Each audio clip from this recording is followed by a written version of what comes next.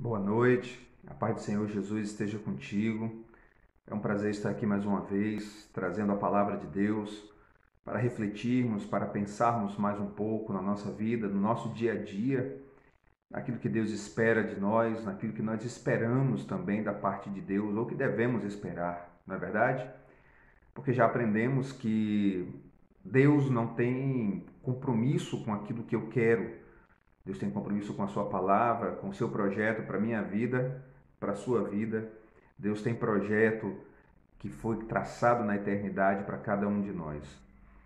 E nesse projeto há algo com o qual Deus lida, ou Deus lidou e continua lidando até hoje, que são as consequências do nosso pecado, são as consequências dos nossos erros, das nossas falhas, são as consequências que já nos perseguem desde a queda no Jardim do Éden, desde Adão e Eva. Para falar um pouco a respeito disso, dessa consequência e da situação do ser humano, da situação do homem diante de Deus e das escolhas que nós somos chamados a fazermos, eu gostaria de refletir um pouco com você essa noite num texto que está na carta de Paulo aos Romanos, capítulo de número 6, do versículo 16 ao versículo 18. E essa palavra nos diz assim: Não sabeis vós que a quem vos apresentardes por servos para lhes obedecer, sois servos daquele a quem obedeceis, ou do pecado para a morte, ou da obediência para a justiça? Mas graças a Deus, que tendo sido servos do pecado, obedecestes de coração a forma de doutrina, ou seja, de ensino, a que fostes entregues. E libertados do pecado, fostes feitos servos da justiça. Servos de quem? Da justiça. A escolha que nós devemos fazer é muito similar àquela que Deus propõe ao povo de Israel lá no livro de Deuteronômio, quando eles estavam no deserto ainda. Deus diz: escolha ou a bênção ou a maldição. Deus aqui diz que nós temos uma escolha a fazermos, escolha que não está em nós não buscamos fazer essa escolha. A nossa natureza pecaminosa, caída, ela não nos permite fazermos essa escolha, não nos permite escolhermos a Deus. Por mais que você tenha um sentimento religioso, e isso é algo que realmente Deus colocou no nosso coração, o anseio pelo Criador, mas o pecado, ele nos mantém cativos, nos mantém num cativeiro cruel, que leva o ser humano a distorcer seus pensamentos, suas atitudes, suas vontades, suas emoções, até mesmo o que nós fazemos de bom, de uma certa forma, ele está manchado pelo pecado. E somente em Deus nós podemos ser redimidos.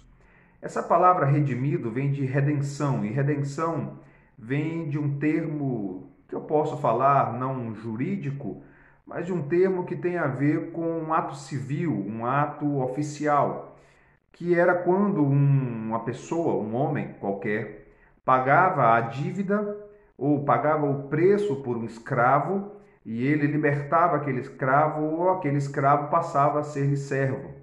Era uma forma de redenção, ele redimia. E foi isso que Cristo fez.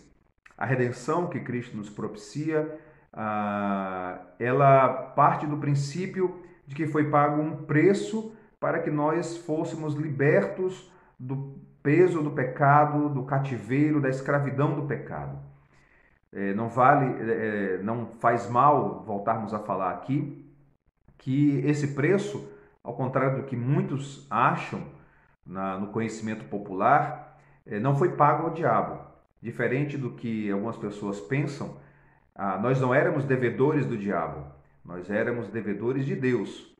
Foi a riqueza de Deus que nós gastamos de forma errada. Foram os dons de Deus, os presentes de Deus, que nós usufruímos de uma maneira que desagradou ao Senhor. E nós, naquele momento em Adão, nós nos entregamos à escravidão, nós nos entregamos ao cativeiro do pecado. Passamos a sermos escravos do pecado. Davi diz no Salmo de número 51 que ele foi concebido em pecado e em pecado sua mãe lhe deu à luz. Nós todos somos pecadores. Nós todos nascemos pecadores. Nós não nos tornamos pecadores porque pecamos. Nós pecamos porque somos pecadores. A nossa natureza é essa desde Adão. Ao contrário do que muitos pensam, o ser humano não é bom. Nós não somos bons. O Evangelho vem para provar isso. O Evangelho nos mostra o quanto nós somos maus e imperfeitos, quanto estamos distantes de Deus e quanto precisamos da salvação que Ele nos oferece. Paulo aqui nesse texto, ele de uma forma muito clara, e eu acho que você também entendeu isso, ele diz: se você se oferece para ser servo do pecado, você será escravo dele. Se você se oferece para ser servo de Deus, você também será um servo dele. Você se entrega ao pecado para a morte ou a Deus para a justiça. Nós precisamos nos decidir que lado nós iremos, a quem nós iremos servir. Adão pensava que poderia ser livre. Adão e Eva pensavam que poderiam ser livres no jardim do Éden, sendo semelhantes a Deus. O homem hoje continua com o mesmo princípio maligno, com o mesmo pensamento errado, do qual ele pensa que pode ser livre e viver para si mesmo. Não, eu vou viver para mim. Eu vou fazer a minha vontade, o meu desejo. O que a gente não entende, e é o que Paulo está dizendo aqui, é que eu não sou livre para fazer o que eu quero. Porque o pecado me mantém cativo, eu sou escravo. E escravo não tem desejo, escravo não tem vontade. Escravo faz o que o seu Senhor lhe manda. E o pecado nos manda desobedecermos a Deus, nos afastarmos de Deus, nos escondermos das trevas para que não sejamos vistos. É como Adão lá no jardim do Éden, né? Quando viu que Deus estava chegando, ele e Eva correram para se esconder. O pecado faz isso conosco. Mas a justiça que vem de Deus, a justiça que há em Cristo, no seu sacrifício substitutivo na cruz do Calvário em nosso favor, ele nos liberta do poder desse pecado. E agora nós precisamos decidir para onde eu vou.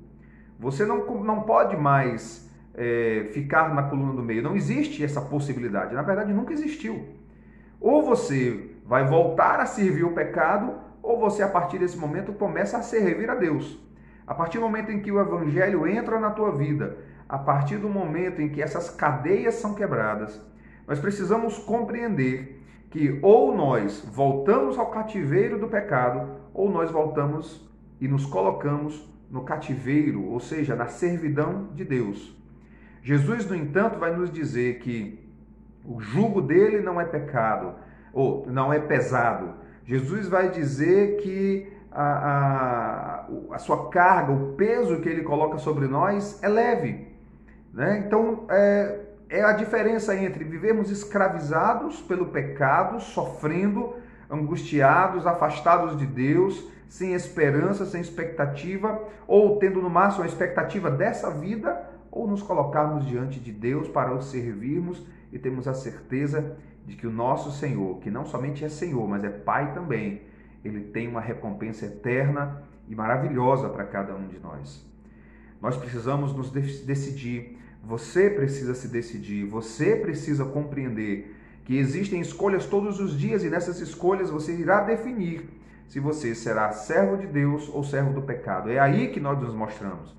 Não adianta você dizer que crê em Deus, não adianta você dizer que tem uma religião, não adianta você falar ou fazer qualquer coisa que não seja obedecer a palavra de Deus. É isso que irá te fazer mostrar que você verdadeiramente é um servo e um filho de Deus, em quem Deus se agrada, de quem Deus se agrada.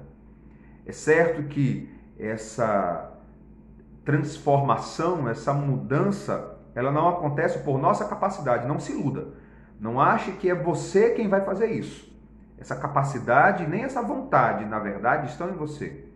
A Bíblia nos fala lá em Colossenses, na carta de Paulo aos Colossenses, de que é Deus quem transporta aqueles que ele elege do império das trevas para o seu reino de luz, para o reino de luz do seu Filho amado.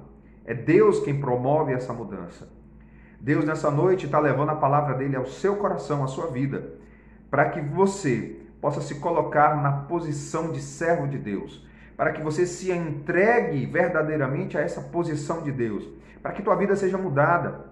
Chega de ser escravo do pecado, chega de ser escravo de Satanás, chega de ser escravo dos teus desejos, das suas vontades, que até hoje só te levaram por caminhos errados, só te conduziram por caminhos errados. Chega, é hora de mudar. E Deus deseja promover essa mudança na sua vida. Deus quer fazer essa mudança na sua vida. E nós precisamos dela. Então, por que não unir o útil ao agradável. Aquilo que você tem sentido falta, aquilo que você tem sonhado para a sua vida, uma mudança, uma transformação, para sair muitas vezes do lamaçal no qual nós mesmos nos colocamos, para sair do meio do charco, do meio do lodo, para sair do meio do lixo desse mundo e adentrarmos em uma nova realidade, uma realidade produzida por Deus, por seu amor, por sua graça, por seu poder, que pega pecadores, escravos do pecado, e transforma em filhos de Deus, servos do Altíssimo, que o servem e que sentem prazer nisso. Não é mais uma escravidão no qual eu sinto dor, no qual eu sofro, mas é uma servidão em amor, na qual eu sinto prazer em servir ao meu Senhor. Eu gostaria que você refletisse sobre isso. Eu gostaria de orar com você. Deus Santo e Deus Poderoso, em nome do Senhor Jesus Cristo, eu oro e peço para que cada pessoa, Senhor Deus, que me ouve nesta noite, esteja, Senhor Deus, recebendo da Tua palavra e que cadeias, Senhor Deus, neste momento sejam quebradas. Que aquilo que mantém cativo, Senhor Deus, a vida do Teu servo, da Tua serva, Senhor, seja desfeito nessa hora.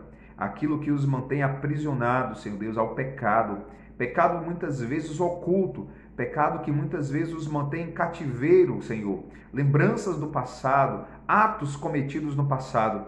Pai, que eles sejam libertos de tudo isso para a Tua glória, pelo Teu poder, Senhor. Para que Teu nome seja exaltado na vida deste servo e desta serva. Em nome do Senhor Jesus Cristo, envia a Tua unção. A unção que despedaça o jugo. A unção que quebra, Senhor Deus, o jugo. Que tira o jugo dos nossos pescoços, que tira a carga excessiva da nossa vida e nos coloca agora em novidade de vida, como filhos Teus, como servos Teus, que você tem prazer em Te servir, em nome de Jesus. Meu amado, minha amada, muito obrigado até esse momento. Peço que você nos ajude a compartilhando esse vídeo, que você se inscreva no nosso canal no YouTube. Peço que você curta esse vídeo. Nós desejamos levar a palavra de Deus a todos aqueles que necessitam. Nos ajude em nome de Jesus. Que Deus o abençoe. Fique em paz.